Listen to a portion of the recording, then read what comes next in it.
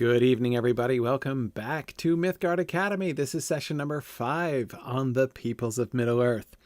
So tonight, what I want to be we're going to continue our read-along of this first, of course, it's the second, this kind of conglomerate of the first two drafts of the appendix, which is eventually going to become Appendix F, but of course was originally the appendix, right? This is kind of where all of the appendices grew from. And this is where what I want to focus on. We were looking last time at the development of, how the growth of history comes from the growth of tongues, and looking at the way that those two things are coming together again in Tolkien's discussion in the appendix, which is really, really fun. But what I want to be looking at, kind of we're going to be discussing and looking at his discussion of the development of language, and so many wonderful places where we really see, Tolkien's, not only his way of thinking, but kind of his heart as well. But bigger picture, I want to be asking the question, which we've asked many times before. I mean, this is a question I've been fond of asking, as especially in the last 3 or 4 volumes of the history of Middle-earth, the post Lord of the Rings stuff, of which, of course, the appendix is one. Even though it's in the Lord of the Rings, it was written post the Lord of the Rings. And this question, it always sounds a little impertinent when I phrase it this way, but I can't think of any more direct way to phrase it. And that is, what did Tolkien think he was doing? What did he think he was doing? And of course, I don't mean that to say he shouldn't have been doing what he was doing. But what was this appendix in his mind? What was the goal of it? What was the purpose of it? What role did he see it playing for his readers? And what does that itself then in turn suggest to us about what he wanted? What can we learn about how he was thinking about the state of his world building? What can we learn about how he thought about the Silmarillion and its relationship to the Lord of the Rings? What can we learn about how he conceived of the Lord of the Rings and how he imagined its readership, right?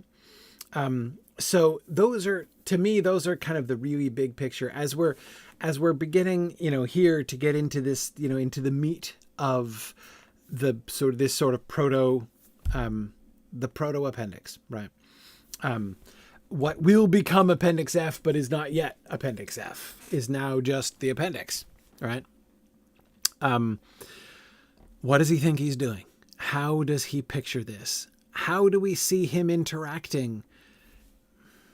Interacting is, I'm using that almost metaphorically, right? But how do we see him sort of interacting with his readers, or sort of imagining that he's interacting with his readers?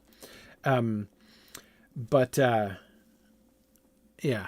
Anyway, okay.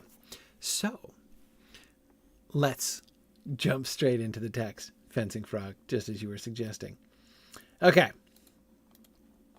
We ended with this last time, and for those of you who are listening asynchronously and are just picking up with this right after you finished the last one, your indulgence in real time in the live session. It's been a month since the last session, so I don't want to just kind of jump ahead. I want to remember where we were, because we were in the early stages of looking at the development of human language. And we're about to segue for most of the rest of the time to talking about how the human language went on developing through the Second and Third Ages and became the common speech, and what sort of happened from there. So you will remember we were looking at this passage from Faramir. And of course, you'll remember when Faramir is introduced, and he's just this Gondorian dude who keeps talking and talking and talking, as so often happens during dialogue, right? During conversation between his characters, all of this world building just kind of kept coming out. And of course, many of you will recall the famous letter that he's writing to Christopher, that Tolkien's writing to Christopher, in which, he talked about Faramir having to be relegated to the appendices if he weren't if he didn't stop talking soon. And of course, this is the passage that got relegated not just to the appendices, but to like a note on an unpublished draft of the appendices. But anyway, so here's I want to just reread this, and then we can kind of make sure we remember where we are, and then we'll move forward from here. So Sam has just said to Faramir that they speak the ordinary language. He's said that they speak an Elvish speak, and Sam's like, no, you don't. You speak ordinary language, though, a bit funny. And then he says, of course we do. For that is our own tongue, which we perhaps preserve better than you do far in the north. So already we can see that, like, old-fashioned is exactly right. Sam's phrase is actually quite accurate, right? It is old-fashioned. That is, their language in Gondor is preserved better and has changed less than the language of the Hobbit, which is why to the Hobbits, the language of Gondor, the common speech of Gondor seems old-fashioned-like, as Sam says.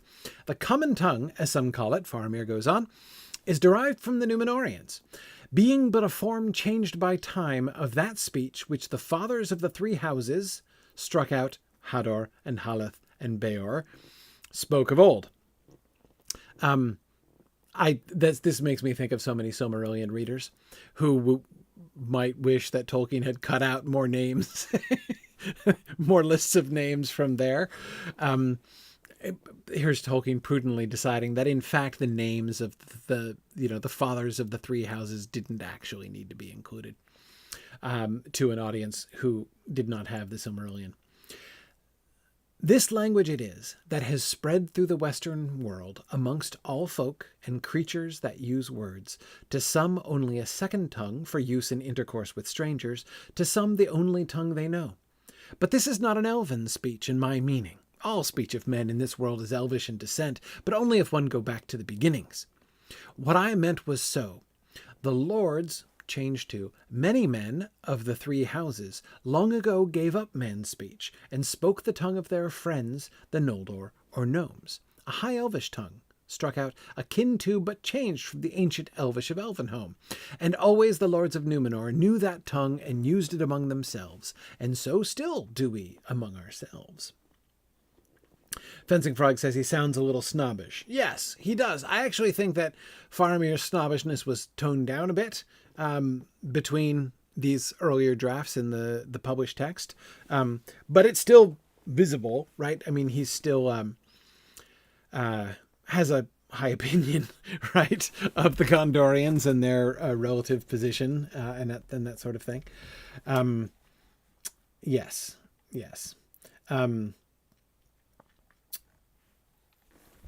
Yeah. Now, so first, let's focus on what Tolkien is teaching us here about the languages, which I'm wanting to be learning here, because, of course, as we've seen already from the discussion of the Elvish languages, how he's thinking of the languages here is not the way we're going to get them later on. This is going to undergo a change before it becomes what most Tolkien fans are familiar with, right? So let's not make any assumptions about how any of this works. So Faramir says here that the common tongue spread through the Western world from the Numenoreans. It's derived from the Numenoreans. So it was originally the language of the three houses of the Edain, and then the Numenoreans kept it alive in Numenor. Note, by the way, the parallel that Faramir establishes. Right, the common speech of Gondor is old-fashioned compared to the speech of the Shire, because they in Gondor have kept alive the old form, has preserved better, the old form of their tongue better than they did far in the north. Similarly, the Numenoreans preserved the tongue of the fathers of the three houses better than the people of Middle-earth did. And so when the Numenoreans return, the language spread again. Okay, it wasn't still being spoken in the West. It came from Numenorean influence again. The Numenoreans reintroduce it, right? And thence it spread throughout the Western world. So that's the linguistic story that Tolkien tells. But we can see differences here. Maureen, you point out one of them. Faramir says All speech of men is Elvish in descent if you go back to the beginning. But Maureen says, but wasn't there a guttural man tongue too? Yes. Remember those like the barbarous language of men that could like barely qualify as a language, right? Yes, absolutely. That seems to be a development. So remember this passage here, which was written when he was writing the text, predates the appendix material that he's been writing, right? That we've been studying. So it seems, Maureen, that later on, after he wrote this, he either changed his mind about the ultimate origin of human speech, such that, because it is clear from a couple paragraphs before in the main text of this draft of the appendix, that not all human tongues came from Elvish speech in the beginning. Or Faramir was wrong, Maureen. Absolutely. Yeah. And it wouldn't be shocking if he were wrong, because which were the human languages that were not derived from Elvish speech? Answer, those that did not come into this part of the world, right? Those that had no further contact with the houses of the Edain or the Numenoreans or any of them, right?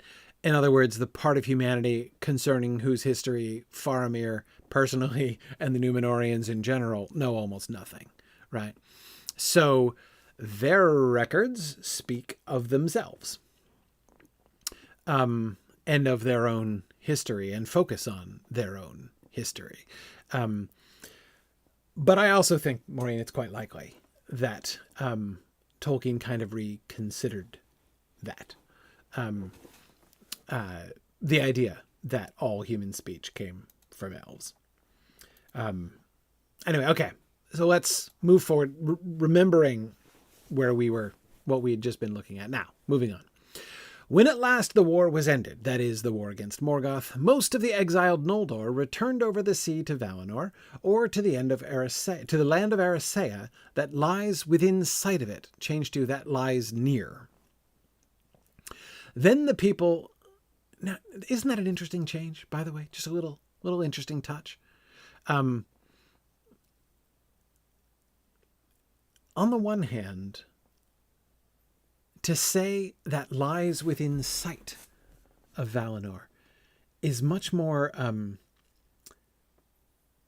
evocative. It has more of a mythic flavor. The idea that you go to the land of Erisea that is within sight of Valinor, but not quite at it, it's a phrase. Within sight of it is a phrase which, at least to some extent, captures some of the mythic quality of the Lonely Isle, doesn't it? But he then cuts that. Right. Like, forget it. No. Not going to do mythic invocation here. Because I'm not trying to confuse folks. Because I'm not telling the whole story. So I'm just going to say, like, for the purposes of understanding the linguistic situation and whatever, all they need to know is that they went back, to Valinor or to nearby Valinor. Right? But again, it's interesting to see him, because these are several places where we can see him toning down his Silmarillion summaries, right? The Silmarillion lore that he's giving, and fairly strictly keeping himself in line. And again, this is to me a fascinating example of it, because this is not, most of the time he's been keeping himself in line by being like, don't give more detail than you need. Don't give lists of names when you don't need lists of names. Like, it's fine. But here it's like he's cutting down on the mythology in a sense, right? Like, it's like, no, I'm not even going there. Then the people of the three houses of men were permitted as a reward to pass also over the sea if they would, and to dwell in an isle set apart for them. The name of that great isle was Numenor, which in Quenya signifies westerness. most of the fathers of men departed, and dwelt in Numenor, and there became great and powerful, and they were fair of face and tall, and masters of craft and lore, only less than the Eldar. And the span of their lives was thrice that of men in Middle-earth, though they remained mortal none the less, and were not permitted to set foot upon the shores of the deathless land of Valinor. They were called kings of men, the Numenoreans, or in Noldorin, the Dunedain. Okay. Now, notice how I get what I find interests me here is that he goes into much more detail and waxes more mythological as well. Like he indulges in a really brief version of the sort of mythic state of Numenor, right? But that's because Numenor is in the text. What happened to the exiled Noldor after the War of Wrath? Like, you don't have to know that exactly. And I think that also it suggests to me again another reason why he takes out, in a sense, the sort of mythological resonance of the within sight of it, as far as Erisea is concerned, because he's striking a similar mythological note with Numenor, right? They were not permitted to set foot upon the shores of the deathless land of Valinor. And I think perhaps he doesn't want to create, in this very, very, very short account, he doesn't want to create confusion, right? Because like the Noldor returning over the sea, but not being allowed to return to Valinor, and the Numenoreans being privileged mortals, but remaining mortal, not being able to set foot upon the deathless land of Valinor, are similar, but very different in circumstance, right? So yeah, I could see him wanting to prevent people from just sort of thinking that they were in the same sort of situation.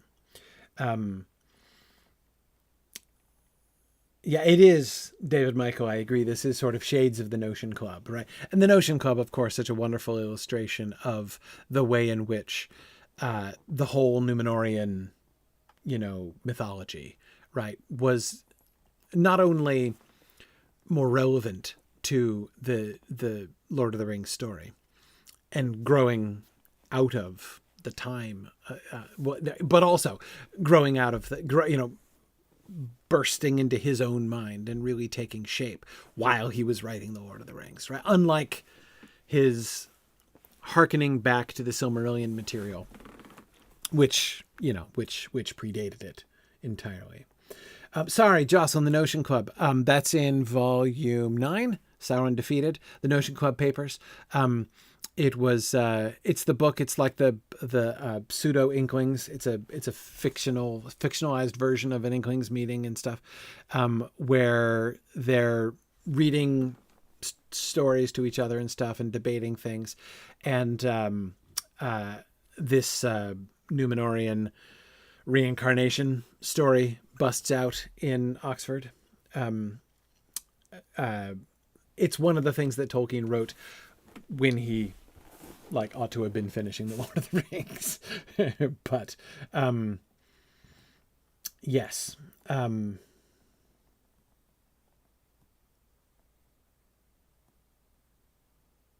Yeah, David Michael, I agree with you. I've always found that odd too. So David Michael says, one thing that always strikes me as less clear now than it might have been to Tolkien is the name Westerness, which I understand to mean something similar to westernmost, but that he uses Westerness to gloss Numenor makes me think that the word should have meant something to readers.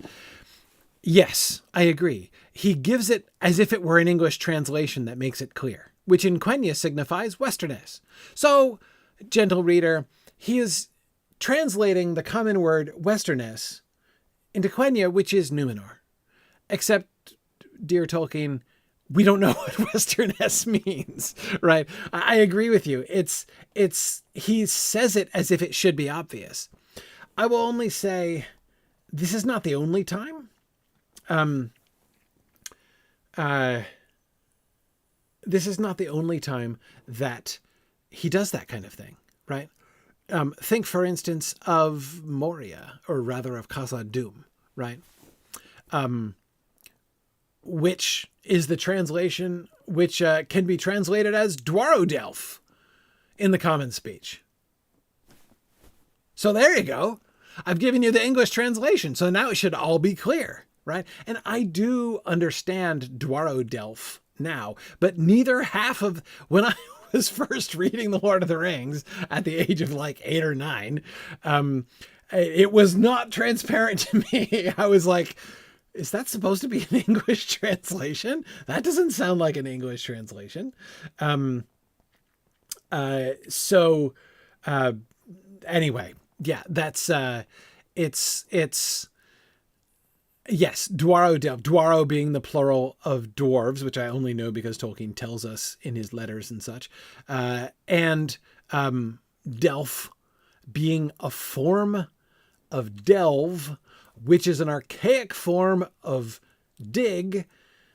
I can put it together. The diggings, of the dwarves. Okay. Right. But it's not exactly obvious, right? It's not as obvious as he kind of makes it sound by trotting that out as if it's an English translation.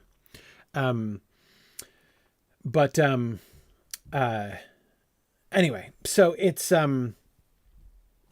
yes, as Everett says, 2 unhelpful pieces of information doesn't make a helpful piece of information. No. So it is a little, it is a little puzzling. Eric is quoting from letter 276, where he says, I have often used Westerness as a translation. This is derived from rare Middle English Westerness, known to me only in MSC of King Horn. And I believe when he says known to me only in, he is saying, this is derived from a Middle English usage, a Middle English word that I have only encountered once in the corpus of Middle English literature, right? In manuscript C of the poem King Horn, where he goes on, where the meaning is vague, but may be taken to mean Western lands as distinct from the East inhabited by Paynim and Saracens. So there you go. He's using it as, it's an English translation. And he's like, in my defense, it's an English word. But it's an English word in the sense that it was attested once in Middle English. And it's not even obvious what it meant that one time, right? But obviously what that in turn means, what that in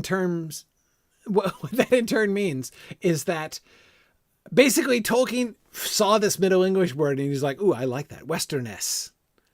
I like that. And so that stuck in his mind, right? And so he's like, yeah, I'm going to use Westerness because it's like, it's English. I mean, again, its relationship to English, the English that the rest of the book is in, is about as strong as Dwarodelf is to the English that we're all speaking. Anyway, like it's not, he knows full well that almost none of his readers will ever have heard the word Westerness because it only exists in the one obscure Middle English manuscript that probably the minority of like medieval scholars are even familiar with.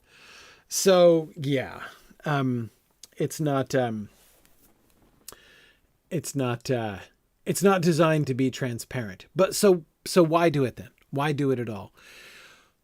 Well, notice in both cases, what you have are words which are they're not modern English, but they're connected to English. And you can kind of figure them out, sort of, right?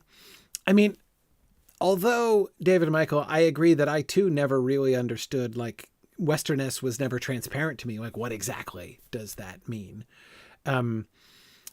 I was given a vague sense. And what's more, I think this is one of those occasions. There are many occasions on which I reflect back to my readings of The Lord of the Rings over the decades and think back to what I thought the text meant when I was first reading it, when I was like, 8, 9, and 10. And I kind of laugh at myself in retrospect because it's quite wrong. What I used to think about it was quite wrong. There are many examples of that sort of thing. But this is one, actually, when I reflect back, always, the word Westerness has kind of conveyed to me like the Western. It's like, because it contains the word ness, like the noun ending, right? Like, anytime you add ness as a suffix to something in order to make it into a noun. So it's like Westernness, right? That which is of the West. And therefore, this vague sense that, I'm not saying I would have articulated it in these terms, when I was 9 or whatever. But something of like the quintessence of what it means to be Westerly, right? The sort of the essence of Westernness, this sort of general Westernity, right, is kind of the vague idea that I always had about it. Yes. Yes. Not that I put it that way to myself. Green Great Dragon. Exactly. But again, just think about that for a second. David, Michael, this thing that you've drawn our attention to, the obscurity of Westerness, and yet the way in which Tolkien points to it like it's an English translation that should help us out, right? Notice, even in a situation like that, Tolkien is less interested in explaining than he is in evoking and sort of challenging, right? I'm not sure that he wouldn't have quite liked, just like Dwarvish. He wants people to figure out what that means. He wants people to figure out that Dwarves must have meant dwarves. Like, he would be, you don't have to figure it out. Like, he's not setting it as a test or something, but like, he would be quite pleased. And he's perfectly content to leave it a riddle. If you don't, it's fine. You don't have to know. You don't have to know. And if you're not curious enough to figure out that Dwaro meant dwarves, then it's fine. You won't lose anything, right? But you'll learn cool stuff if you follow the breadcrumb trails, if you do some research, right? Linguistic research, philological research. And so too, if you happened upon what would happen if you did some research and said, well, where is Westerness? Where does that word come from? If it's English, where does it come from? What would happen to you if you did that? You would end up reading the Middle English Kinghorn, which he himself wrote a version of. He loved that poem, right? So, like, mission accomplished. Awesome. Anyway, so there you go. Anyway,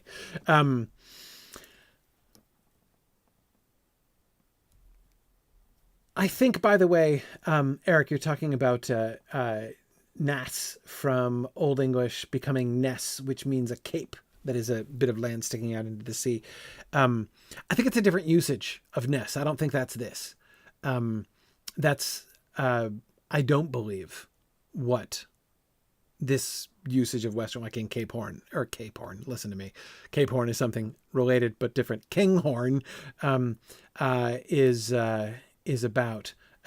Ness is still used. I think it's in Dracula. Cape Ness. It's called Cape Ness. There's by Whitby. That gets alluded to in the Whitby chapters of Dracula. So it's Cape, right? But anyway. Okay. All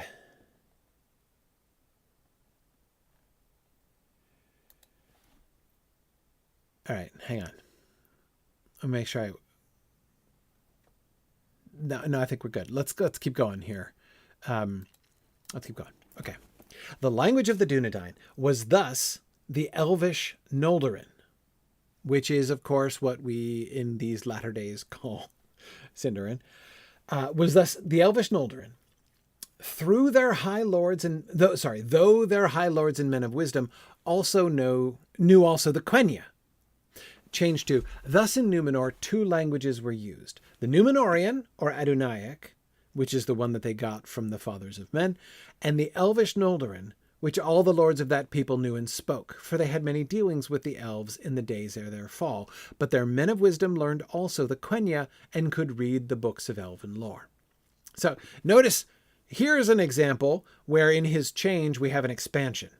He started off just saying, okay, so they spoke Noldorin, but they also knew Quenya. Then he's like, wait. That doesn't even make sense, right? Because I was just saying that they brought their language over. So, okay, no. So two languages, Adunaic and Noldorin. But now he's also giving explanations, for they had many dealings with the elves in the days ere their fall. That's why they had both languages. But their men of wisdom learned also the Quenya and could read the books of elven lore. So three languages in Numenor. It's fine. 3 languages. And in that high tongue, Noldorin, that is, they gave names to many places of fame or reverence, and to men of royalty and great renown. Note, Tolkien's note. Of Quenya form, for instance, are the names Elendil, Anarion, Isildur, and all the royal names of Gondor, including Elessar. Also the names of the kings of the northern line as far as the 10th, Earendil. Added, the names of other lords of the Dunedain, such as Arathorn, Aragorn, Boromir, Denethor, are for the most part Noldorin, but Imrahil and Adrahil are Numenorean Adunaic names. Okay. All right. Yes.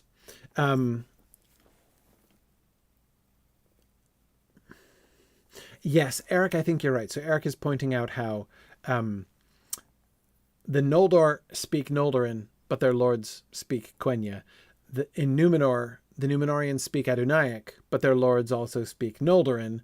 He says, Numenor feels like the members of medieval hierarchies. The highest face and speak with those who are higher still. The lowest face and speak with those who are lower still. That seems to be a general trend. As we'll see, it's not just the Numenoreans, right? Okay.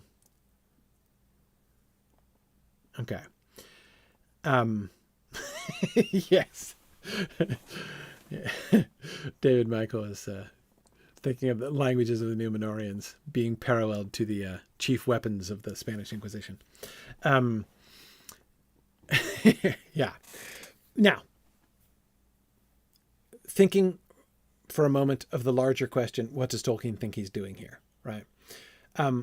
Notice one thing that he's doing in the note there, giving us a commentary, not just background history, but specific commentary. Why is he naming those people? Because all of them save one are named in the text. So if you're reading the appendix on account of you've just finished reading The Lord of the Rings and you want to know more, I can explain some of the stuff from The Lord of the Rings. So increasingly, we're going to see him doing some commentary of this kind to explain either names that they've come across or passages that they've read or things like that, right? Let me give you some more context to understand the thing. So that's why Elendil, Anarion, Isildur, Elessar all sound kind of similar because they're from Quenya, whereas Arathorn, Aragorn, Boromir, Denethor sound similar too, and they come from a different language.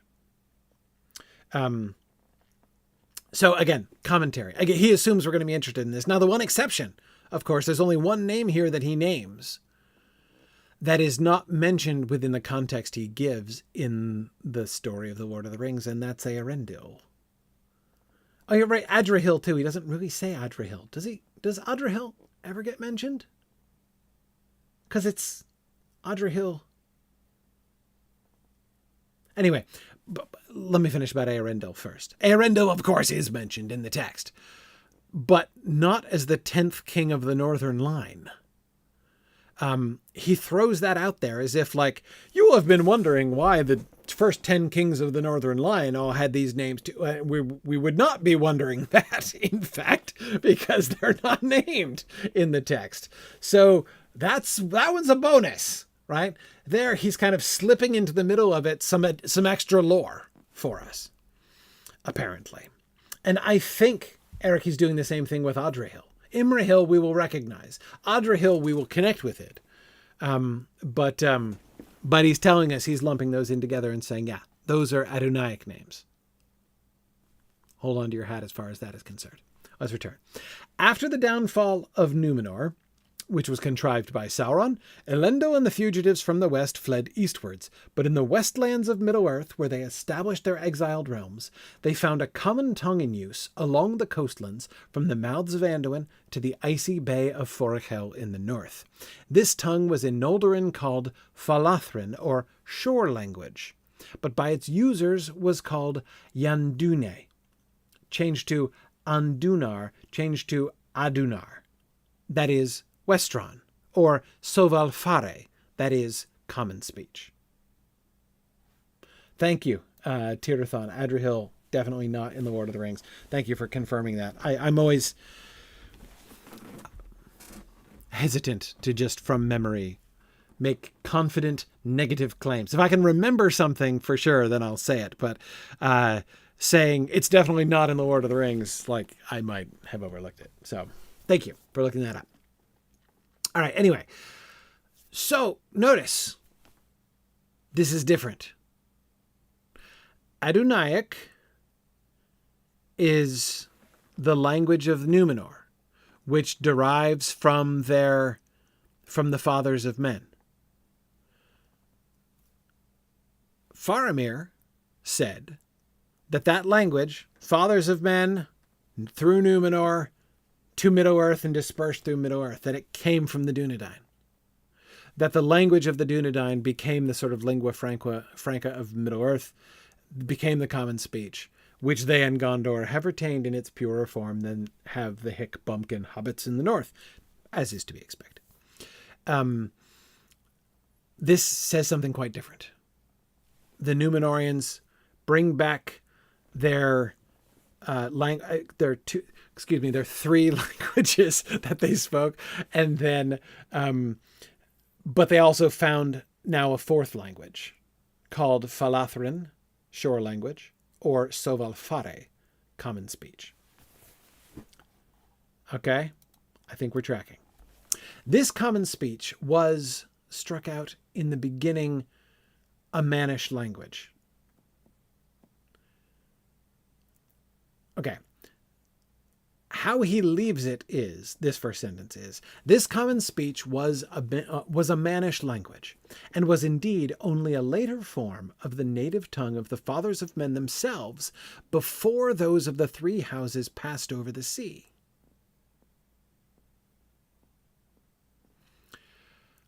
The phrase he takes out is in the beginning.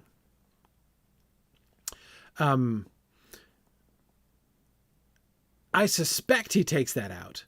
This is just, I'm guessing, by the way.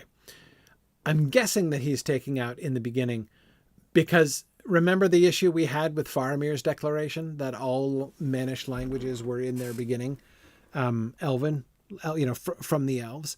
I think he's sidestepping that whole controversy here and just being like, never mind. Because he's not going that far back to the beginning. He's not talking about the origin of the language. He is saying, how did the common speech come to be spoken there? That's not what is its ultimate origin, which is a different philological question. Yeah, exactly, Eric. He doesn't want to have to specify the beginning of like, what do we mean by the beginning, right? When I think in context, he clearly means, how did those people in Middle-earth, when the Numenoreans return, when the Dunedain come back, why are those people there speaking the common tongue. Yes, exactly, fencing frog, not the biblical in the beginning. This is not abarches we're talking in Greek that we're talking about. Okay.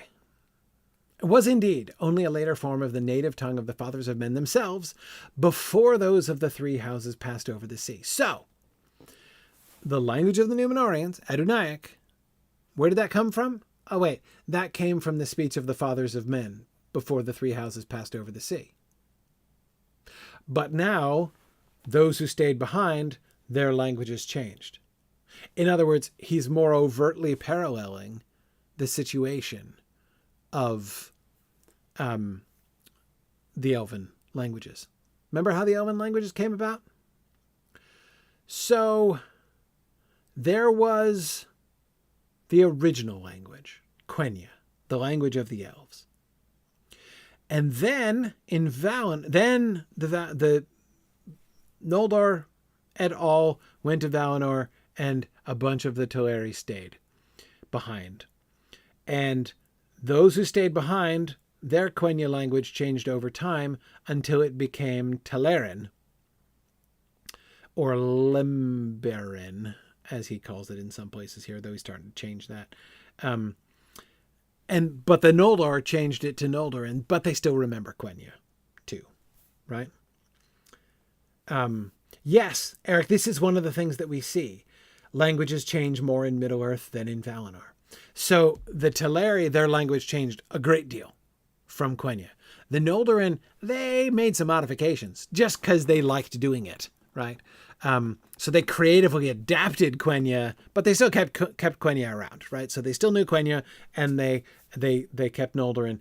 Then they come back to Middle-earth, and they're like, whoa, your language is totally weird. Now, the same thing happens to the Numenoreans. There is the language of the three houses. Then most of the three houses go across the sea to the land across the sea, and their language develops into Adunaic.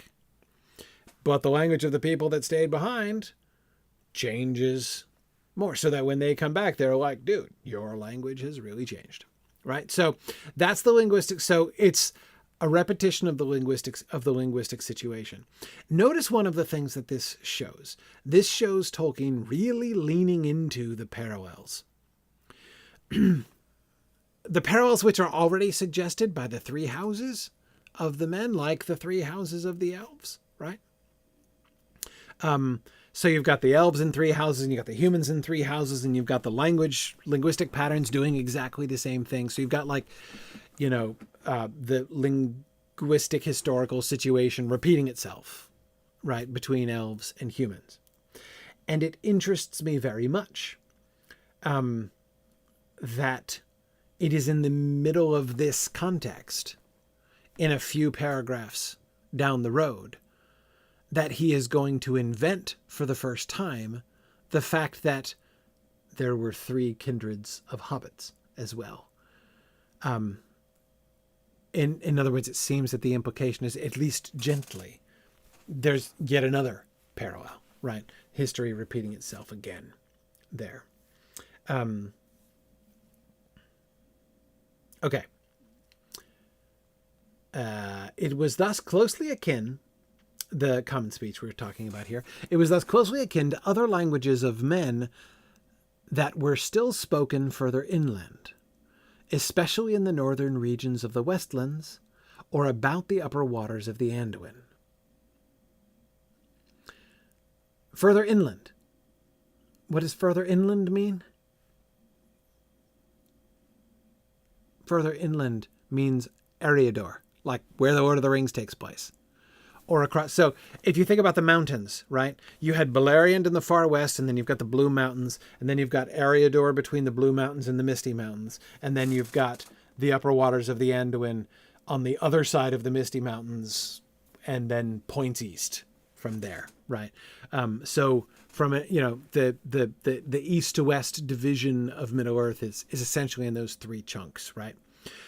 We know that, of course, all of the activity of the three houses of the Edain took place in Beleriand, But then, of course, we also know that Beleriand went away after the war with Melkor. So the survivors of the Edain who did not go over to Numenor and remained in Middle-earth stayed in Eriador. So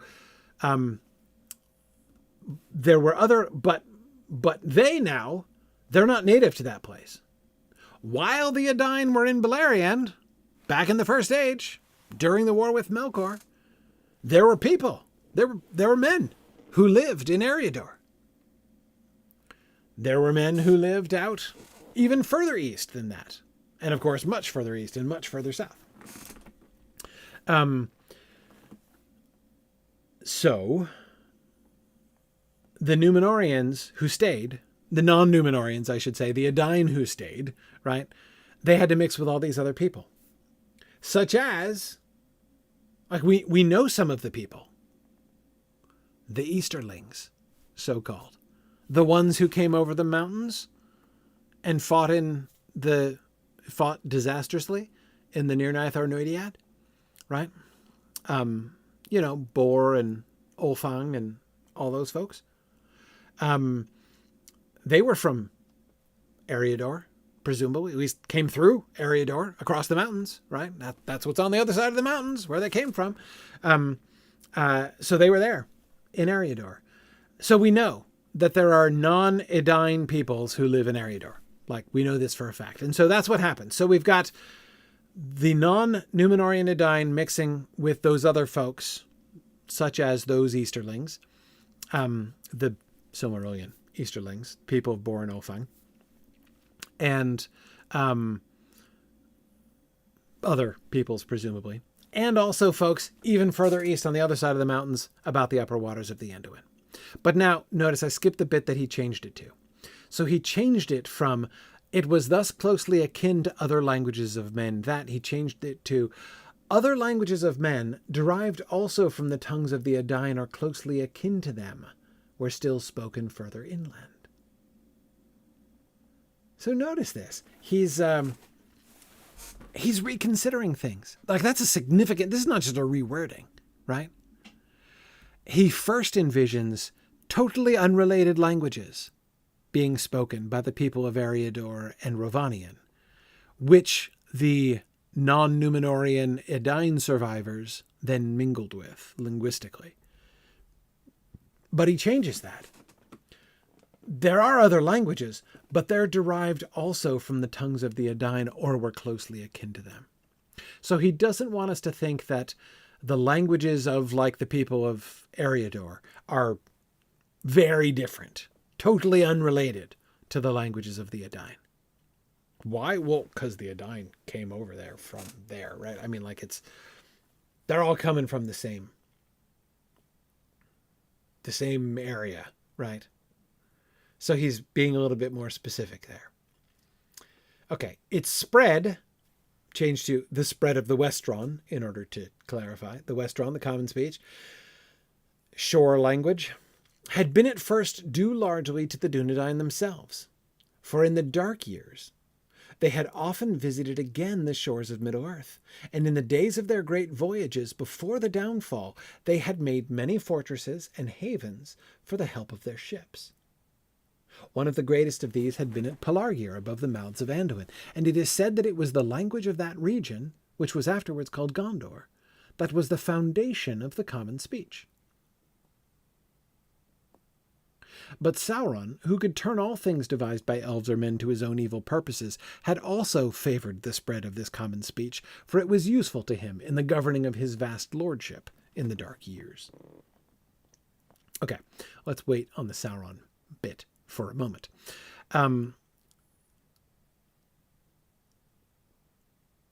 I have to...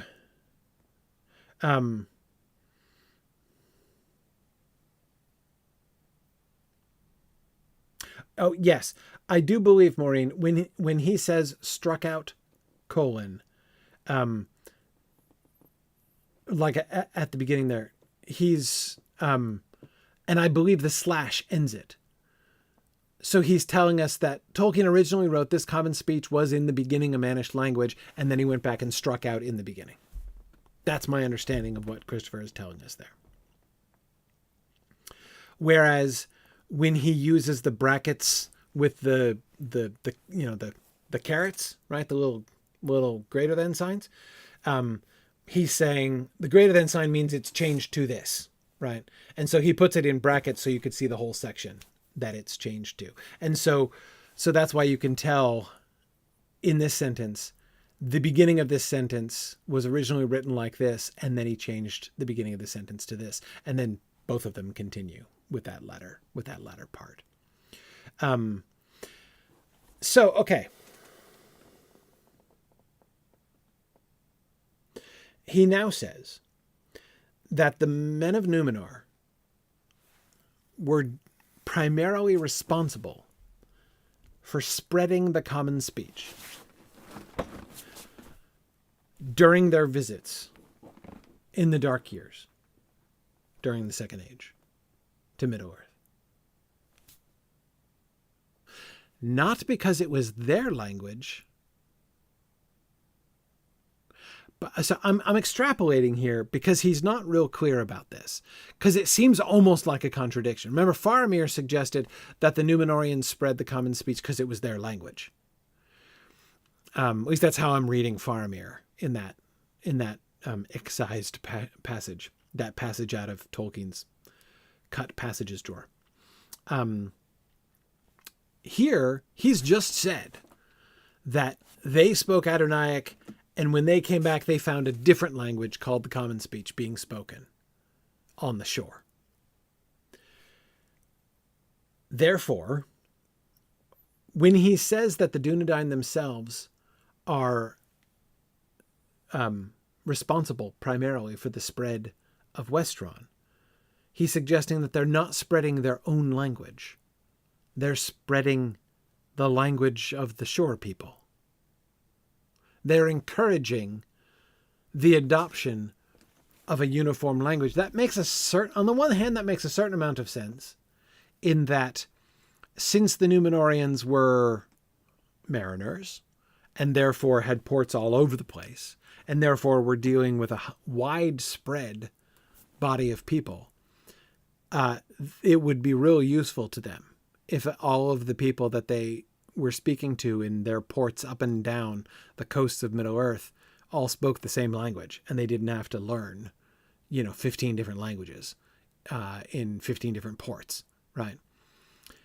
Why they chose one of the languages of Middle-earth rather than their own language to teach to everybody, I don't know. That's the part that is not at all here clear to me.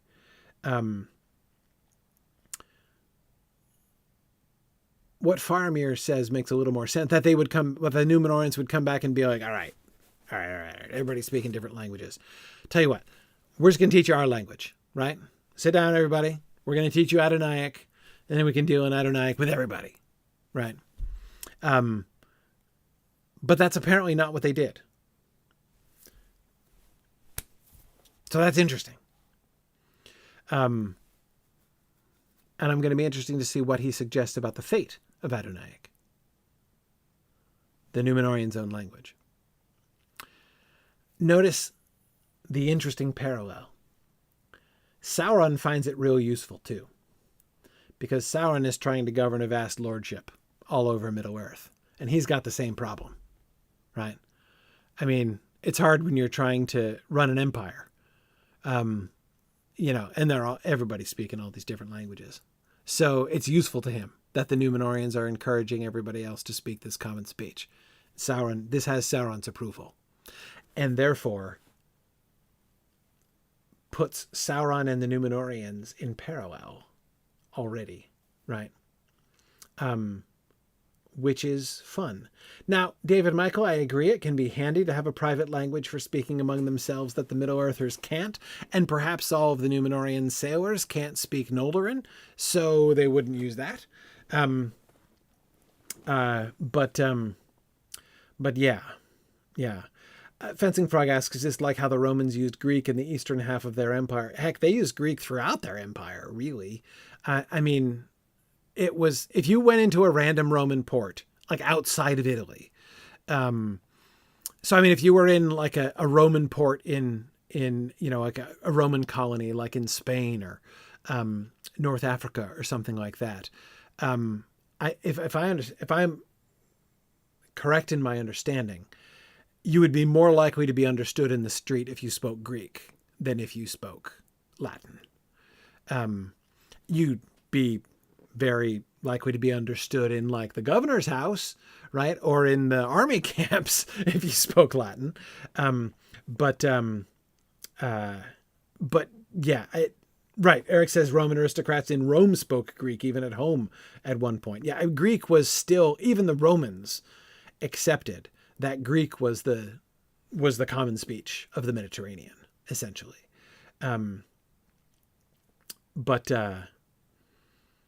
Yeah. So, David Michael, the parallelism between Numenor and Sauron, David Michael says that it feels more like colonialist Numenor, not so much benefactors of men Numenor.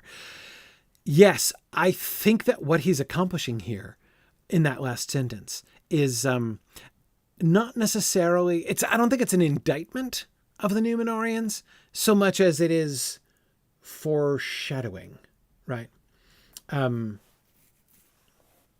So yeah, that's, I think he's trying to foreshadow the story there, rather than it's not an indictment exactly.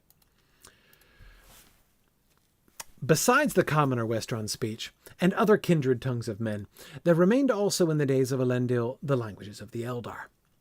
Strange though it may seem, seeing that the Dunedain had dwelt for long years apart in Numenor, the people of Elendil could still readily converse with the Eldar that spoke Noldorin.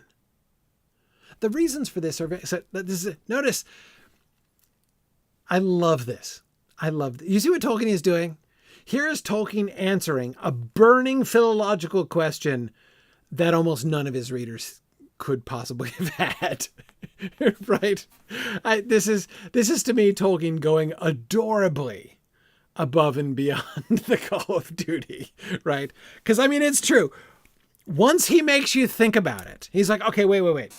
So when the Noldor went across the sea, their language changed, and the language of the elves who stayed changed, and so when they came back, it was different. When the Numenoreans left, the language of the people of Middle-earth changed, and their language changed, and when they came back, it was different. But the Numenoreans the whole time were they also took Noldorin with them across the sea. So when they came back, did their Noldorin change? Right? Did their knowledge of Noldorin develop? And so it was now different from would they still be able to, tell me, Tolkien, would the Numenorian refugees still have been able to converse fluently with the elves of Middle-earth in their own tongue? Asked a very microscopic minority of Lord of the Rings readers, right? But Tolkien is like, I'm so glad you asked. Right? So, oh man, you love this, right? And I honestly suspect that this is Tolkien. He's already so deep in the weeds of indulging his own love of languages and philology that I literally think he doesn't see how far in the weeds he is here. I really love it. It's this is Tolkien at his nerdy, his most nerdily adorable. Anyway, let us read the answer to this crucial question. Strange though it may seem, so dramatic. Strange though it may seem, you're going to be surprised. Hope you're sitting down, everybody, right? Strange though it may seem, seeing that the Dunedain had dwelt for long years apart in Numenor, the people of Elendil could still readily converse with the Eldar that spoke Noldorin. The reasons for this are various. First, the Numenoreans had never become wholly sundered from the Noldor, for while those who had returned into the west often came to Numenor in friendship, the Numenoreans, as has been said, often visited Middle-earth and had at times aided the elves that remained there in their strife with Sauron. So, there was continual. They were still in they were staying abreast, of Noldorin because they were staying in touch, unlike the Noldor, right, in their long sundering from Middle-earth. Okay, again, the change and decay of things, though not wholly removed, was yet much delayed in the land of the Dunedain in the days of its blessedness, and the like may be said of the Eldar. Okay. So, here, he's doing world building, right? His little linguistic speculations, right, are leading him further afield into world building. Specifically,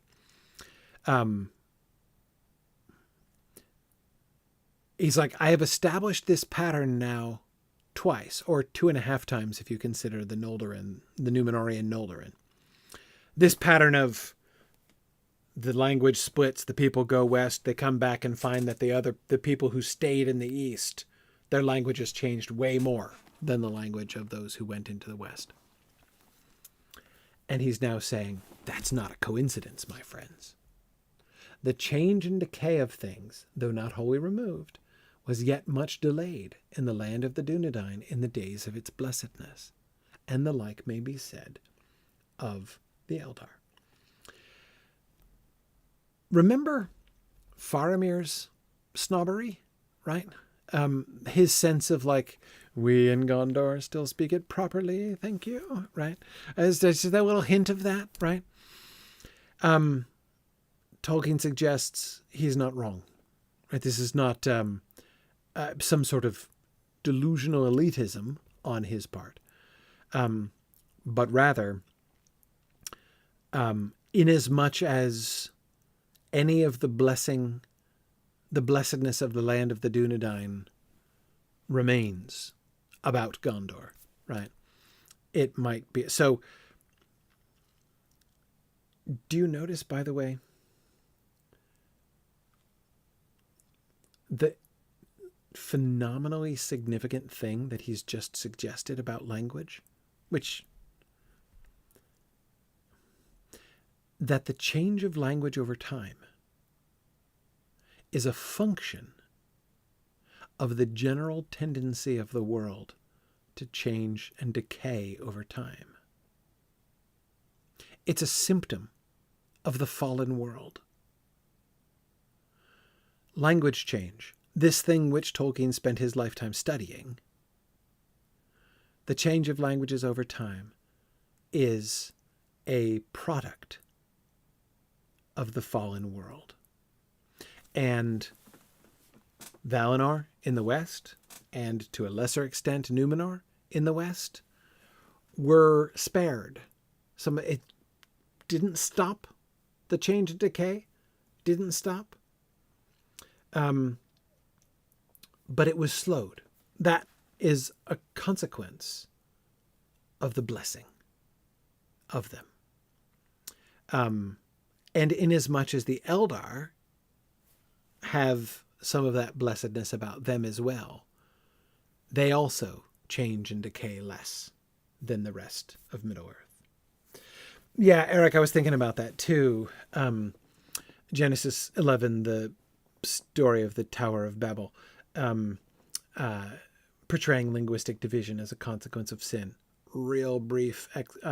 So in Genesis 11 describes the people coming together to build a tower, probably a ziggurat, which God really didn't like for complicated reasons that I'm not going to get into. And as a consequence, God says, says to his peeps, let's go down. And I'm going to confuse their languages. And so then the people who had been all one and had all had one language, with which, and in their unity with their one language, were in unity conceiving of one unified, really bad idea. God said, I'm going to disperse the people and confuse their languages. So that's what Eric is referring to in saying that the linguistic division is a consequence of sin. And of course, this idea, the biblical idea of the Tower of Babel, looms very large in linguistic study, right? In early 20th century philology, early 20th century philology had to deal with the Tower of Babel in much the same way as early 20th century biology had to deal with Noah's Ark. But anyway,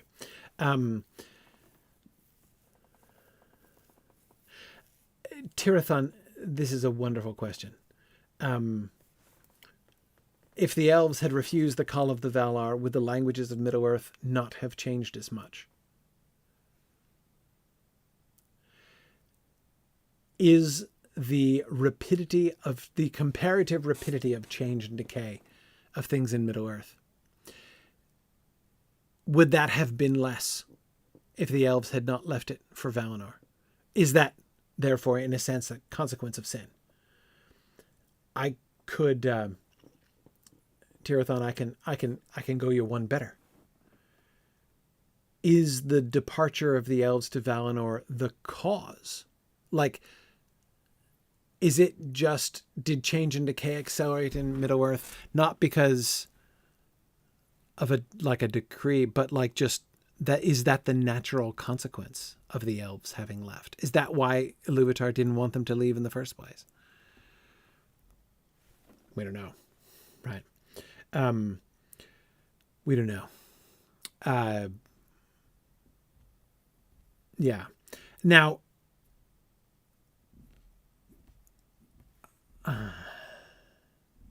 it's hard to say. It's hard to say. We do know that just as Numenor, in its blessedness, meaning the intervention that the Valar made on its behalf, reduced the change and decay, so the Valar intervened even more strongly on behalf of Valinor, right? And made change and decay much, much less there, but still not entirely absent. Yeah. Anyway, I don't know, but yeah, let me go back to your question originally there, Tirith. Oh yeah. Would it have changed? Yeah. Again, we're not really sure. And of course, this is another question that's really, really hard to answer because like you've got like the 1918 answer, and you've got the 1935 answer, and you've got the, 1963 answer, right? So it's not necessarily a question with a single answer in that sense. But I do agree. Okay. On the one hand, I think that it is true that change and decay do seem in Tolkien's imagination to be intrinsic to Arda. But I think they're an intrinsic they're an intrinsic element of Arda marred specifically. And so I still think it's a consequence of sin, essentially. Yes. Anyway.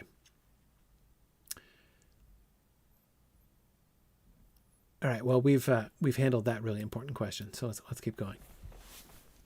Moreover, those were the days of the 3 rings. Now, as is elsewhere told, these rings were hidden, and the Eldar did not use them for the making of any new thing while Sauron still reigned and wore the ruling ring. Yet their chief virtue was ever secretly at work, and that virtue was to defend the Eldar who abode in Middle-earth. Let me read the original sentence first.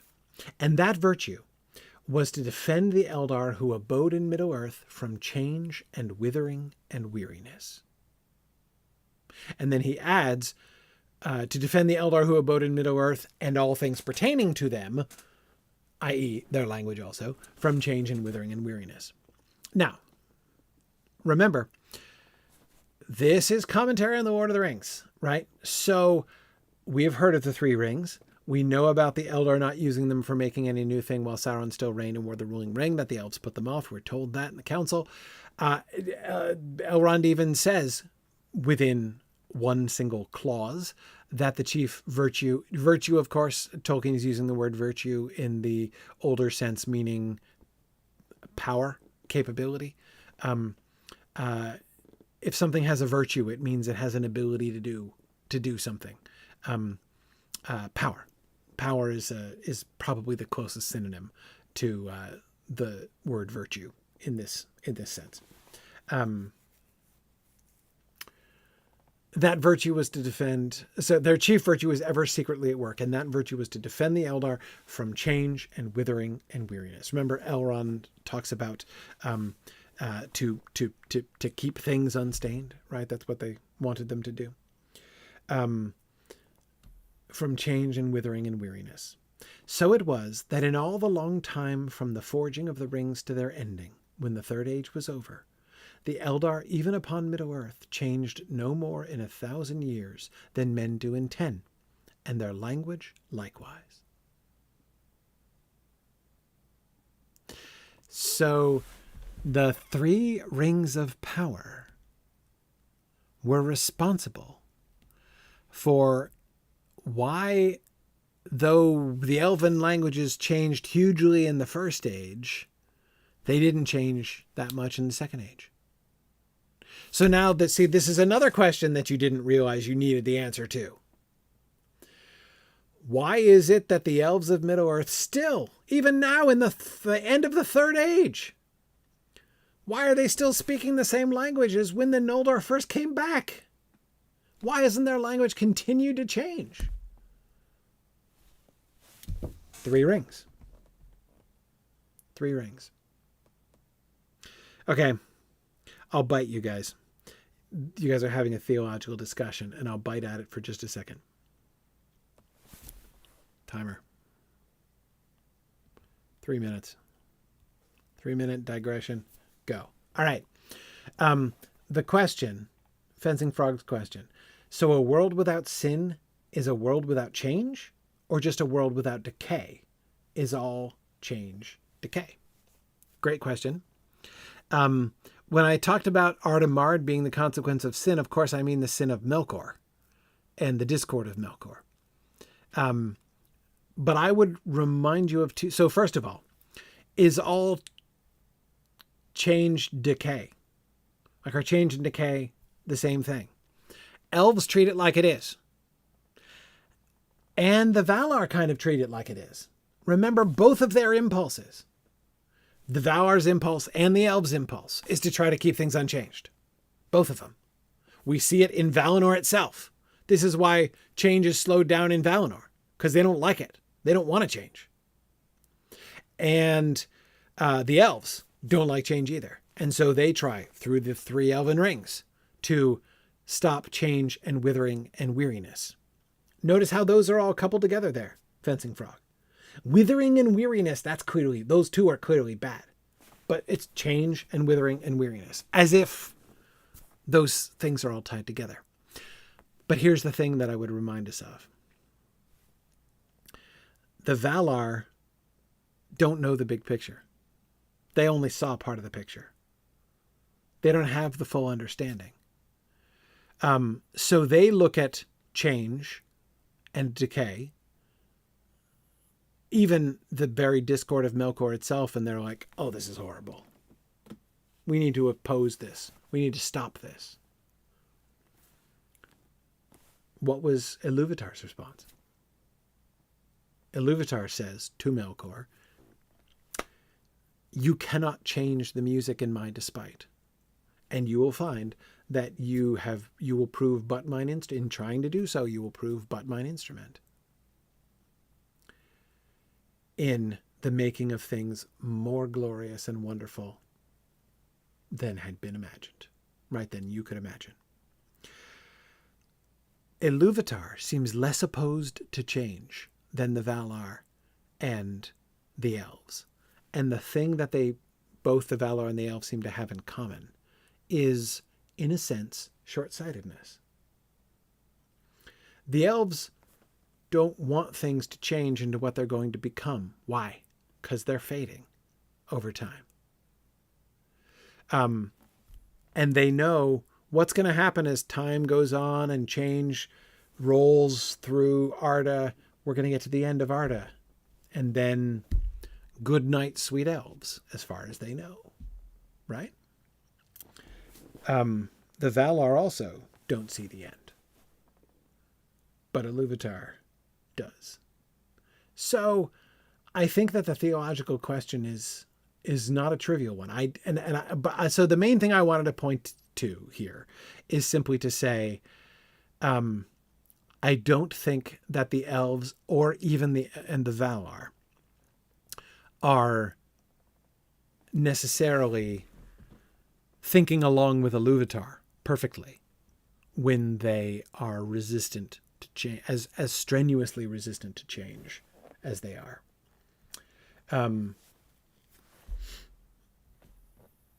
Jocelyn, the idea of evolution, I'm going to say this carefully, and here, okay. Note, before I even utter I'm going to contextualize it before I even utter the sentence. Note that I am using the word myth here in Lewis and Tolkien's sense, not in the modern, merely deprecatory sense. The concept of evolution, the idea of, change in biological species over time, isn't something that Tolkien seems to be very interested in at all, or thought very relevant to much. The myth of evolution, meaning, by which I mean the idea which was very popular in the 19th century, and as C.S. Lewis argues very persuasively, was the myth of evolution. The myth of evolution it's the converse of the combination of change and decay, right? The mythic frame of Ardamard, of Tolkien's world, is that things are decaying over time. Things are eroding and getting worse until eventually things are going to run down and the world is going to come to an end. That's one mythic way of looking at the world. That's the myth that Middle-earth, the whole Arda, is built on. Clearly, pretty much from beginning to end, that sense of decline. The myth of evolution, which was very popular in the 19th century, throughout the 19th century, is that things are getting better and better, right? The myth of improvement, that over time everything is getting is progress. So the argument that C.S. Lewis makes, which I find extremely persuasive, most 20th century people look back and think that Darwin began it.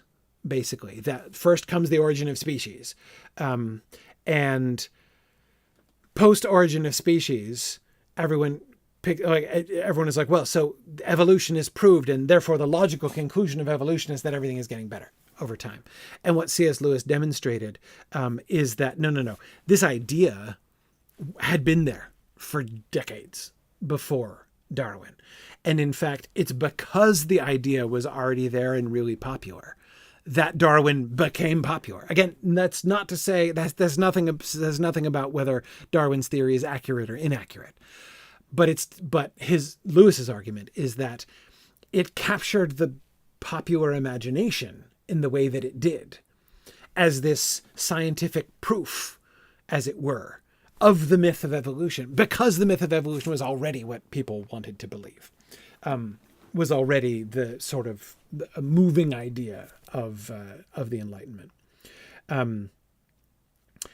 Anyway, so that idea, the myth of evolution in that sense, this idea of things increasing in complexity, increasing in sophistication, that culture is continually rising, that the things that we can do now are greater than the things that our ancestors could do. All of that mythic concept, which is, Fencing Frog, I agree with you. And again, that's what Lewis was arguing as well, is an outgrowth of the Enlightenment.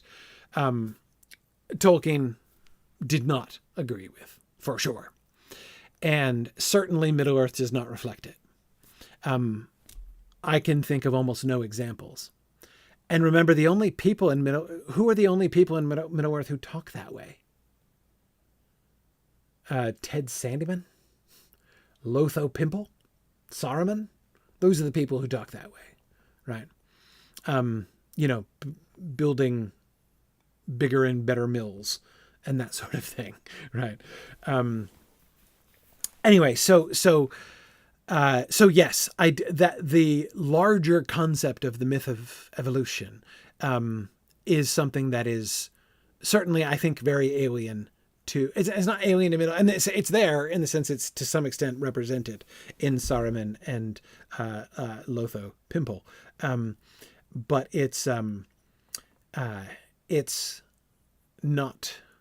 certainly not the way that Arda works in Tolkien's larger world building imagination.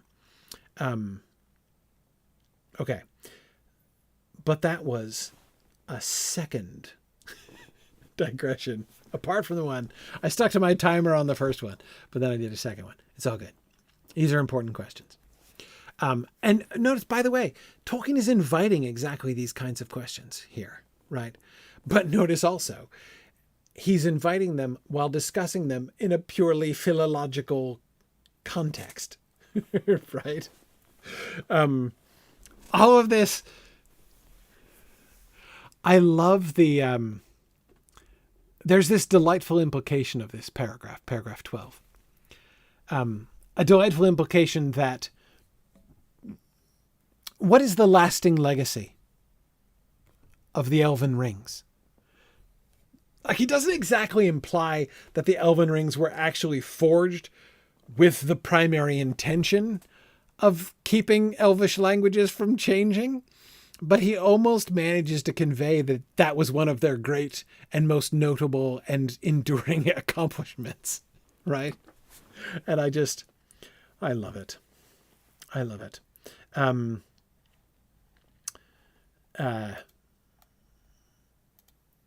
Yeah, they preserved language. Wasn't that fun?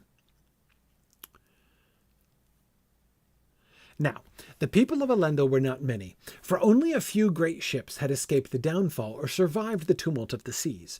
They found, it is true, many dwellers upon the west shores who came of their own blood, wholly or in part, being descended from mariners and from wardens of forts and havens that had been set there in days gone by. Yet all told, the Dunedain were now only a small folk in the midst of strangers. They used, therefore, the Westron speech in all their dealings with other men, and in the governing of the realms of which they had become the rulers. And this common speech became now enlarged, and much enriched with words drawn from the language of the Dunedain, Adunaic, which was, as had been said, a form of the Elvish Noldorin. Wait, but then he changes it. Because notice what he's left out. He's left out Adunaic, right? So then he changes it, which has been said, a form of the Elvish Noldorin, and much enriched with words drawn from the Adunaic language of the Dunedain and from Noldorin, he says. Okay. So they came back speaking a different language. Two different languages. And they started speaking the language, the common speech of the people of Middle-earth. But in speaking it, they changed it.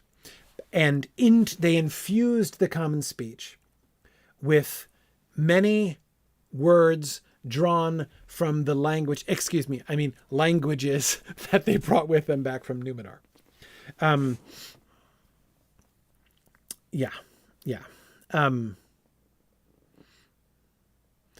But among themselves, the kings and high lords, and indeed all those of Numenorean blood in any degree, for long used the Noldorin. For long, that's a really odd expression. For long used the Noldorin speech, and in that tongue they gave names to men and to places throughout the realms of the heirs of Elendil. So the kings and high lords, and in fact all of the Numenoreans, are still speaking Noldorin. Notice it doesn't say they're still speaking Adunaic.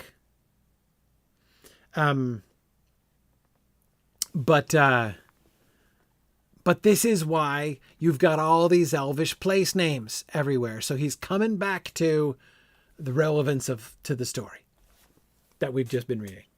In this way, it had come about that at the time when the events recorded in this book began, it might be said that nearly all speaking folk of any race west of the east eaves of Mirkwood spoke after some fashion this common speech, while men who dwelt in Eriador, the wide land between the Misty Mountains and arid Linden, or in the coastlands south of the White Mountains, used the Westron only, and had long forgotten their own tongues. So it was with the folk of Gondor, other than the lords, who still speak the Noldorin, of course, and of the Enfalis and beyond, and with the Bree folk and the Dunlendings in the north. East of the Misty Mountains, even far to the north, the common speech was known. Oh, sorry, he changed that, sorry. He changed from and the Dunlendings, he changed that to and of the Enfalis and with the Bree folk in the north. So he cuts the Dunlendings, he disincludes the Dunlendings, right? He's like, no. Because notice, these are the people that he's saying who speak only common. That's their only language. Gondorians, Bree folk, men of the Enfalis, they only speak the common language. It's their only language. And he briefly includes the Dunlendings in that list and then crosses them out.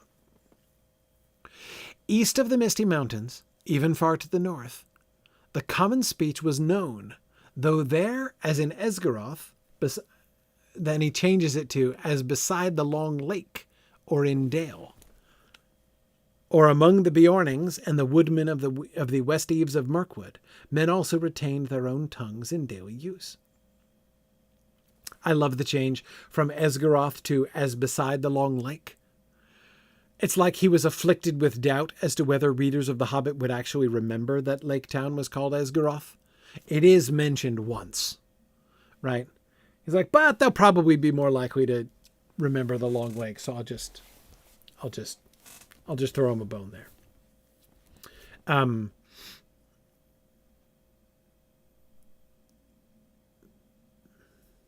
Fanaro, great question. He's asking, whose perspective is this? Would the men of Middle-earth think of this as enrichment? That is, the enrichment of the language with words drawn from Adunaic and from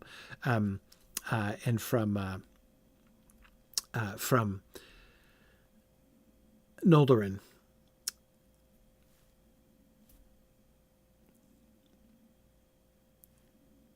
Who's writing this?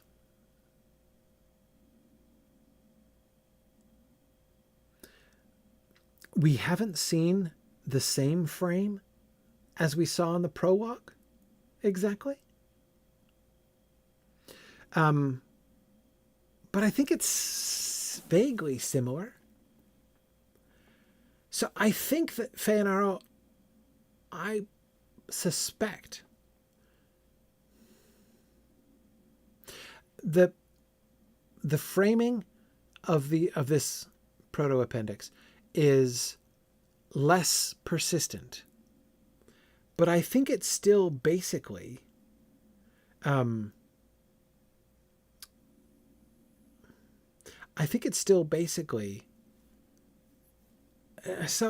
don't think it is yet Fencing Frog. I don't think this is yet translations from Elvish by BB. I don't think it's meant to be written by hobbits. I think this is the modern scholar's essay on the languages of Middle-earth. Drawing, doubtless, from sources such as the Red Book. But I'm not convinced this is the Red Book yet, Fencing Frog. No, any more than the prologue. The prologue isn't the Red Book. I mean, it's explicitly not. It talks about the Red Book and cites it as a source, right? The prologue is the modern translator, the modern scholar translator, who is from all of his learning in texts, not all of which have been translated for us. So he's telling us about it, right? And I think this is where I would remember better if in real time we'd been able to have class more often and it hadn't been so long since we'd talked about it. But I'm not remembering from the beginning of this text. Yes. Okay, no, it's definitely not. Remember, the first paragraph of this text reads, I have written this note on the languages concerned in this book. Not only because this part of the lore of those days is of special interest to myself, but because I find that many would welcome some information of this kind. I have had many enquiries concerning such matters from readers of the earlier selections from the Red Book. Yeah, it's clearly the modern author / translator of the text. So this is important. Again, this is important to the question, what does Tolkien think he's doing? What he does not think he's doing is writing first-hand Hobbit history here. He is not translating for us what Bilbo or Frodo or Sam said about linguistic or Hobbit history. This is his own independent scholarship. Fencing Frog, okay, asks, is Tolkien the modern scholar in question, or is he transmitting that scholar's work? He is that scholar. He is that scholar. That he's adopting that person, but again, but it's not him. It's a persona. Yeah, it's a just as, I mean, remember that persona is visible on the title page of The Hobbit. Remember, what's transliterated in the dwarf runes on The Hobbit is like the full title of The Hobbit. And it's, and then goes on to say published by Allen and Unwin. It's like The Hobbit There and Back Again, Hobbit's Journey, by Bilbo Baggins, published by Allen and Unwin. And then I think the verb is compiled by J.R.R. Tolkien, is what he says. Yes, Eric, it is like the distinction between Dante the poet and Dante the guy who actually went to hell. Yes, exactly. Though I would confess that Dante is not over assiduous in maintaining that firm distinction at all times. Right. But yeah.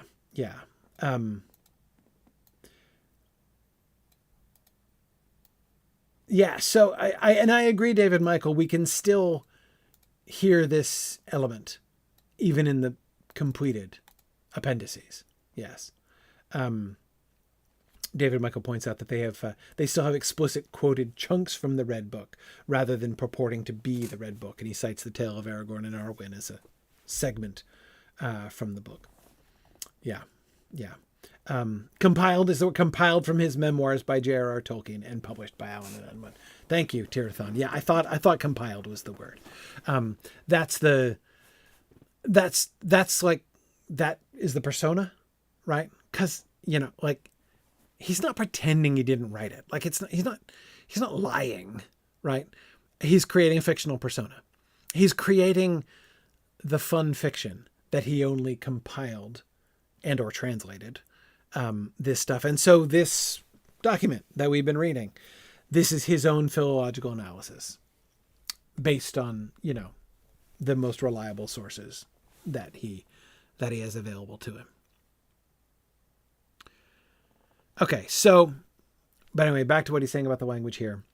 East of the Misty Mountains, the common speech is known, but it's not the only language. So the people in Dale and in the Bjornings and the woodmen retain their own tongues in daily use. So the common speech hasn't just driven out those languages entirely. Presumably the Bree men once spoke a different language, but now they only speak common speech. I know, I love this. I've said before, I love when he makes changes, right? When Christopher shows us the changes, I love that. I was really interested in this because this is the end of that paragraph that we were just reading, but he redoes a whole bit, and it's really, because this is where we get back to the Dunlendings. So the original end of the paragraph, the Eorlings, or the Rohirrim, as they were called in Gondor, still used their own northern tongue, but yet all but their humbler folk spoke also the common speech after the manner of Gondor. For the riders of Rohan had come out of Eotheod, near the sources of Anduin, only some 500 years before the days here spoken of. And then he rewrites that all to, The Eorlings, or the Rohirrim as they were called in Gondor, still used their own northern tongue, for the riders of Rohan had come out of Eotheod near the sources of Anduin only some 500 years before the days here spoken of. Yet all but their humbler folk spoke also the common speech after the manner of Gondor. Notice, Eric, in that thing which is consistent in both versions.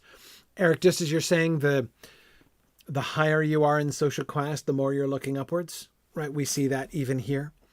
The poorest, the most humble, meaning the poorest, the lowest class members, like the rural farm hands and whatever, right? In Rohan, they only speak Rohirric. They don't speak the common speech at all. The least educated, Fencing Frog, I think so. Yes. But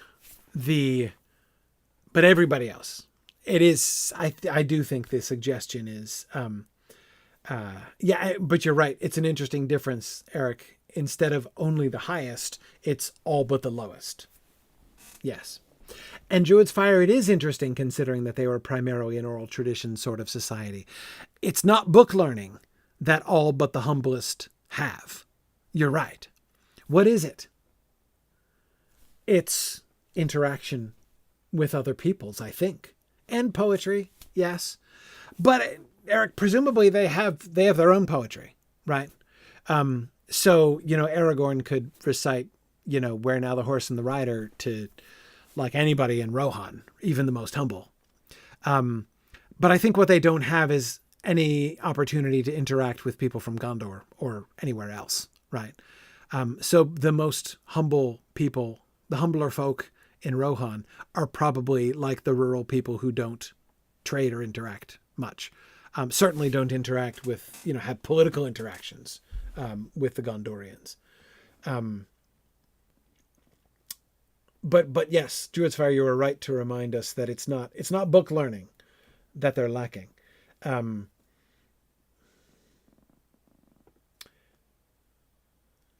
Yeah. Fëanor, that is a really fascinating point, isn't it?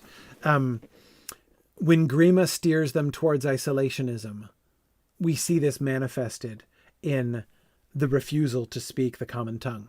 Remember when Gandalf and the companions get to Edoras, the guards speak to them only in their tongue, and they're told not to deal with people who don't speak their tongue, don't have any contact with outsiders, right? Yeah, it is really interesting. Okay, anyway, let's keep going because this is here's the bit that he added completely. In the Dunland, also, first of all, isn't the definite article there kind of interesting? The Dunland. In the Dunland, also, the Dunlendings, a dwindling people, remnant of those who dwelt in Western Rohan before the coming of the Rohirrim, still clung to their own speech. This was wholly unlike the Westron, and was descended, as it seems, from some other mannish tongue, not akin to that of the Etani, fathers of men. A similar and kindred language was probably once spoken in Bree. Tolkien is totally off the chain now, right? This is Tolkien doing the kind of linguistic world building that he did when he was making the Silmarillion stories, right? When his imagination about interesting linguistic situations. Wouldn't it be interesting if right in the dead center of the lands where everybody speaks the common tongue, there's a dwindling people, meaning an ancient people, but there aren't that many of them around anymore. But they all speak a language that is totally unconnected with the language of everybody that surrounds them. Wouldn't that be cool? And if that did happen, that would suggest, though not necessarily prove, that the other ancient people who also lived not so very far away from the Dunland, that is to say Bree, probably spoke a kindred language to Dunlending. And therefore, this is where the stories come from, right? Yeah, they're like Hungarians. Yeah, exactly.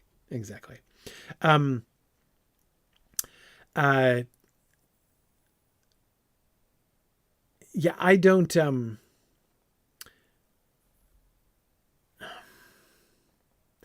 I don't think we have any evidence. I don't think he left much evidence at all as to what Bree speech would have been like, because Bree speech has been common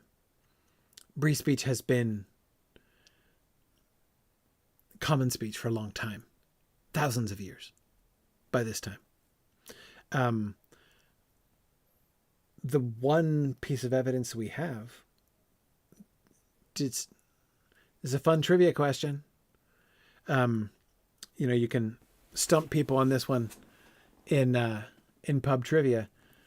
What's the one word of the Dunlendish language that we learn in the Lord of the Rings? Do you remember? We get one word. Forgoil. Yes, Forgoil. The Strawheads. Right? Death to the Forgoil. Death to the Strawheads. Yeah. That's it. That's Dunlendish right there. Yeah. Anyway, so this is great. This is great fun. I have to think we are way, way beyond what Tolkien's readers, what we're likely to have been. We've now gone, I think, 2 or 3 steps past the kinds of questions that Tolkien's readers would likely have actually had after reading The Lord of the Rings. Right. Yeah.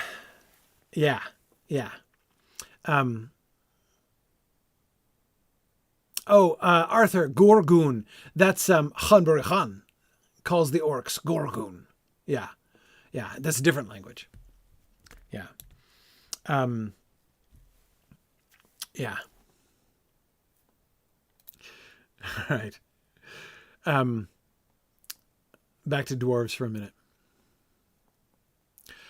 More remarkable it may be that the common speech had also been learned by other races, dwarves, orcs, and even trolls. Now, here is one of the places, especially with the reference to the trolls. The trolls, to me, kind of give this away. There's something else happening here now, creatively speaking. There's also retcon happening here. Tolkien is trying to... he's not only kind of pulling back the curtain and saying, let me explain to you the real history and linguistic situation of Middle-earth, just in case you wanted to know, right? He is doing that, but he's not just doing that. He is also, at the same time, retconning. He's also saying, okay, there's some... now that I have people thinking consistently about the languages of Middle-earth, I've got some explaining to do. Because you might find it remarkable that dwarves, orcs, and trolls use the common speech. Exactly, Fanar. The trolls are the dead giveaway. He's got to explain the Cockney trolls of The Hobbit. Yes, exactly. Why on earth can Bilbo understand the trolls when he sneaks up behind them in The Hobbit? The case of the dwarves can, however, be easily understood. At this time, they had no longer in the western lands any great cities or delvings where many lived together.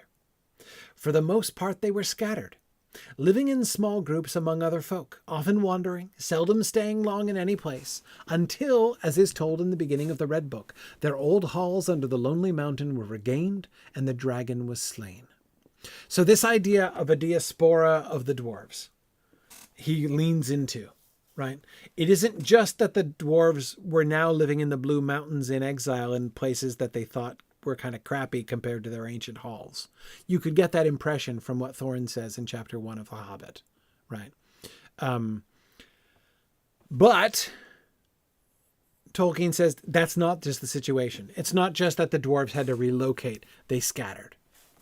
And so since they don't all live together as one people, they're living in small groups here and there, often wandering.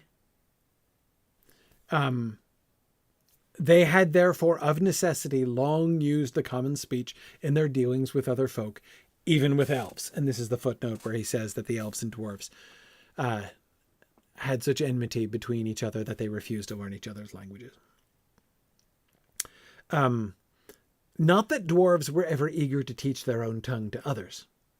They were a secretive people, and they kept their own speech to themselves, using it only when no strangers were near. Indeed, they even gave themselves outer names, either in the Westron or in the languages of men among whom they dwelt, but had also inner and secret names in their own tongue, which they did not reveal. So it was that the northern dwarves, the people of Thorin and Dain, had names drawn from the northern language of the men of Dale, and their secret names are not known to us. For that reason, little is known of dwarf speech at this period, save for a few names of mines and meres and mountains. And those are, of course, precisely the things that are given in Khuzd-dûl in The Lord of the Rings. Mines, meres, well, a mere. I don't think there's plural meres that we know the Khuzd-dûl names of, right? But there's one. And mountains. This is a gorgeous retcon. Gorgeous. And of course, it's even more gorgeous that Tolkien manages to explain why he chose a bunch of Norse names for the dwarves in The Hobbit, right? Because he, now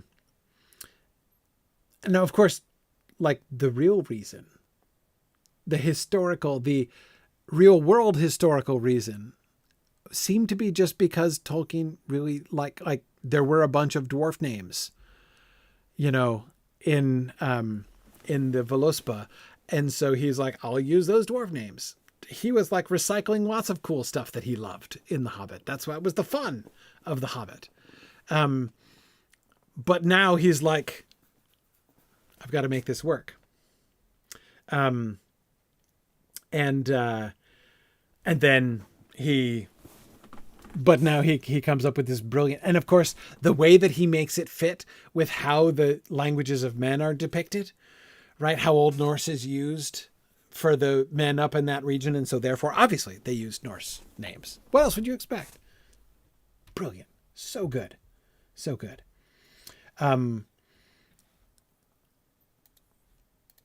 More retcon. The orcs had a language of their own, devised for them by the Dark Lord of old, by which I think he means Morgoth.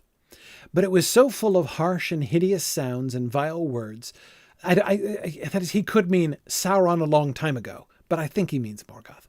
But it was so full of harsh and hideous sounds and vile words that other mouths found it difficult to compass, and few indeed were willing to make the attempt. And these creatures, being filled with all malice and hatred, so that they did not love even their own kind, had soon diversified their barbarous and unwritten speech into as many jargons as there were groups or settlements of orcs. Thus they were driven to use the language of their enemies, even in conversing with other orcs of different breed or distant dwellings. In the Misty Mountains and in other lingering orc holds in the far northwest, they had indeed abandoned their native tongue and used the common speech, though in such a fashion as to make it scarcely less unlovely than the Orcish. David Michael, I agree. He's not, this isn't him originating this particular retcon here. But as you say, he's laying it out. He's laying it out for people. He is assiduously answering people's questions, both the questions that they didn't have and the objections that they might raise, even in places where he knows there are, in some sense, legitimate questions to be raised, right? Why aren't the dwarf names in the dwarf language? Is a perfectly legitimate question to be raised, and he has to come up with a reason why that isn't so. So there we go. Van Ars Pizza says 90% of the black speech we know are curse words, right? 90% of black speech, full stop, I think, are curse words, as far as Tolkien suggests, with harsh and hideous sounds and vile words. Yeah. Notice the difference. There's an intriguing difference here between... Think about the orcs and Sauron himself, what was said of Sauron earlier, right? Sauron approved the spread of the common tongue because it made empire building easier. The orcs are hard to deal with because their language keeps constantly splintering. Notice again, evil, malice, hatred correlates strongly with decay in language. Consequence of sin, again, I can't help but think about. The more corrupt the people are, the more rapidly, and even in a sense, I was going to say carelessly, but that's not exactly what I mean. With disregard for others, right? They don't want to be able to communicate with other people. And so they, their languages diverge quickly. Yeah, selfish and anti-tradition, for sure. The orcs are, absolutely. Yeah.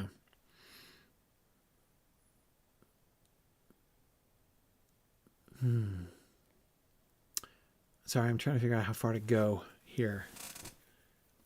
We didn't get to trolls, but it's getting late. I want to just go infinitely late into the night to try to finish my slides here. Let me just last point about the orcs, and then we'll start with the trolls next time.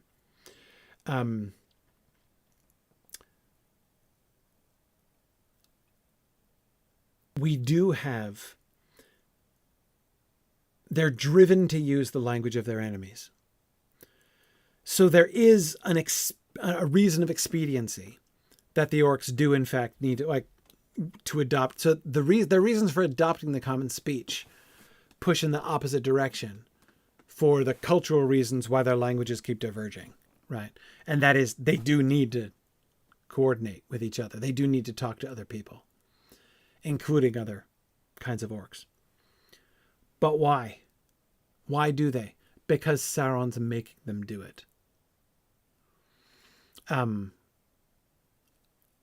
It's only because Sauron is activating them. If they were just groups or settlements of orcs on their own, they'd presumably just speak their own jargon and not care.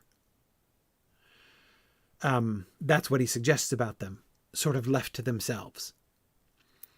By the way, footnote, not to bury the lead or anything, but here Tolkien says that orcs would live in groups or settlements when left to themselves, which wasn't a given. But anyway, okay. So Sauron makes them work together through his own, in using the orcs as an instrument of his own empire building, he forces them to work together.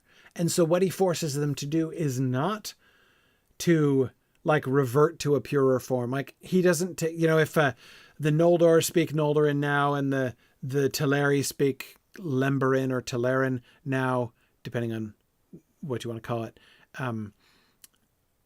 But there's still Quenya, right?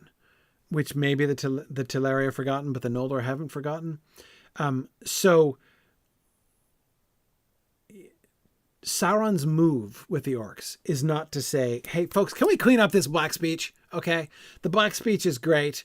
But I'm going to mandate, a Quenya version of black speech, right? The Quenya parallel of black speech. And I'm going to insist that all you slugs and maggots, learn the orc speech, the black speech Quenya. Speak your own little jargon if you want. I don't care. But you need to learn the real black speech so y'all can coordinate, because I've had enough of this. I need you to work together. Right? And not kill each other much. But that's not what Sauron does. He doesn't insist on a black speech parallel to Quenya. He uses the common speech instead. So he gets them to integrate into the broader, linguistically integrate, by learning the common speech, into the broader empire that he's trying to build. And that seems to be that seems to distinguish, to some extent, Sauron's relationship with the orcs from Morgoth's relationship with the orcs.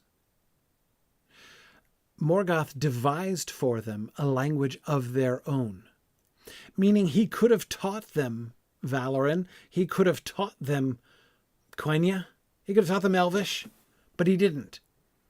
He set them apart linguistically. Morgoth did.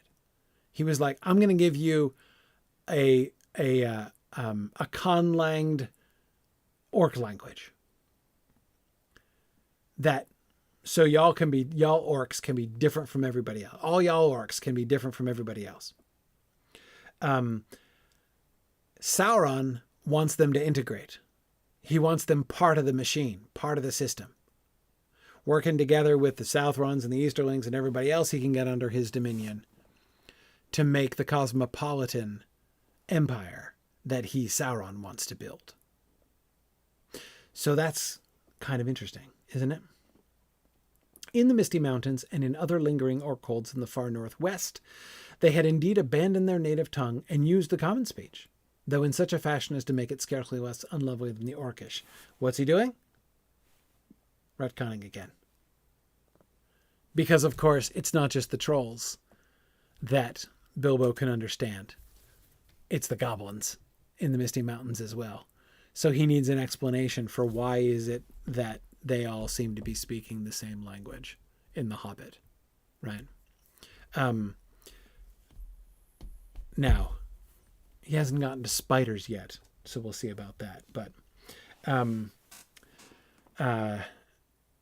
yeah. Anyway, we'll come back to trolls next time. Join us next time when we talk about trolls and their Cockney ways. And then we will continue on we're getting close to hobbits, almost. Anyway, thanks everybody for joining us. I know I'm being a little bit laborious with this, but this is complicated stuff.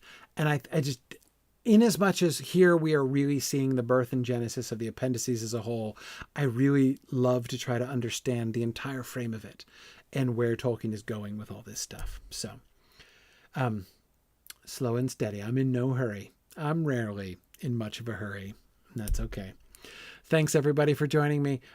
I will not be able to be around next week, but I should be back in a fortnight. So I will see you guys, I believe, at the very beginning of September. Thanks very much, everybody. See you guys soon. Bye now.